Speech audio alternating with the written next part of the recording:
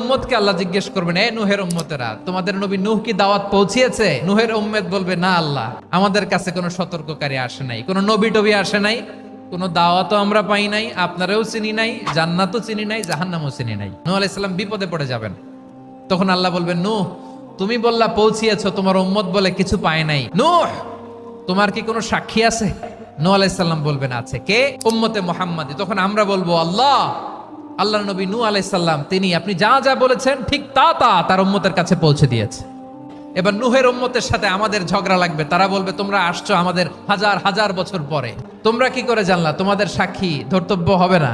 আমরা বলবো, আমাদের কোরআনে তোমাদের নবীর কথা আল্লাহ আমাদেরকে জানিয়েছেন, দিন রাত এক করে তোমাদের কাছে তিনি দাওয়াত পৌঁছেছেন, তোমরা কানের মধ্যে হাত দিয়ে রাখতা, চেহারাটা কাপড় দিয়ে ঢেকে রাখতা, আল্লাহর নবী নূহকে পিটিয়ে ছালা দিয়ে পেঁচিয়ে তোমরা পাহাড়ে রেখে আসতা, সব আমরা জানি।